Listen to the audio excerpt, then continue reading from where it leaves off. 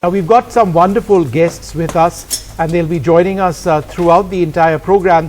At this stage we're joined by Gauri Maulekhi, a trustee for people for animals. We're also joined by Justice K.S. Radhakrishnan, the former judge of the Supreme Court of India. Gauri, let me come to you first. How is animal cruelty impacting society at large? Let me start that with an example. Sure. There have been world famous serial killers, Jeffrey Dahmer, Ted Bundy, the latest Texas shooter, the child who killed another 19 children, gunned them down.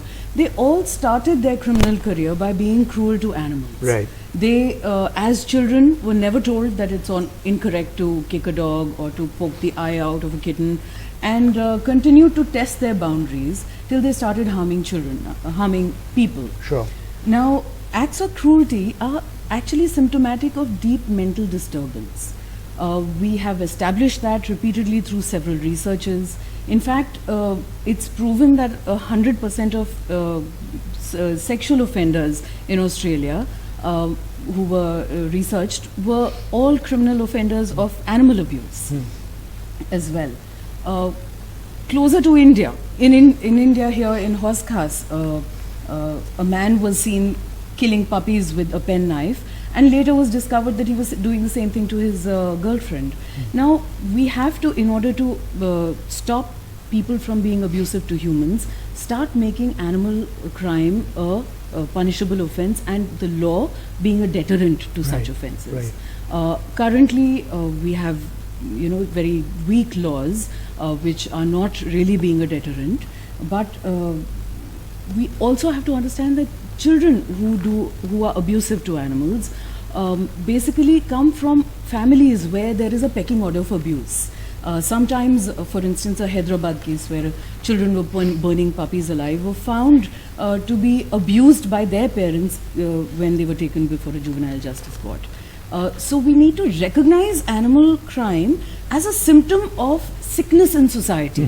Once we recognize that, then we need to make laws to prevent it, laws that are acting as a deterrent. And currently we need a lot of policy reform and legal framework to prevent animal abuse, not looking at it as some kind of animal loving situation, but a law and order situation which has consequences on human population. Gauri, now we were talking about animal cruelty. How can policies ensure that animal suffering is brought down? We're also discussing how there are certain laws. It's about the implementation. I'd also like to point out that in India we don't allow wild animals in circuses. That's something very to be appreciated. We also don't allow animal testing for cosmetics, and all this was brought about because of campaigns, etc., that were run by NGOs. So it's interesting, but yes, tell us how to make the policies more effective. Yes, as and when we progress in science, our laws have to catch up. While wild animals are not allowed in circuses, there's still a lot of dogs, horses, whatever. Sure. So I'm saying the policy has to catch up a lot. Recently, 140 members of parliament have written to the Honorable Prime Minister to amend the Prevention of Cruelty to Animals Act. But there is a certain sense of lethargy and not really prioritizing animal welfare or looking at it in silos as if it's just a separate subject. We need to make our policies catch up with the science that is already established. So that's one basic thing. It's very easy for us in our Indian culture because we already have a strong ground of ahimsa on which our civilization is based. We already have the constitutional provisions where it's the fundamental duty of every citizen to be compassionate, to have a spirit of humanism and scientific inquiry. So we have, of course, examples from so many countries where, animal cruelty is punishable by very, very harsh penalties.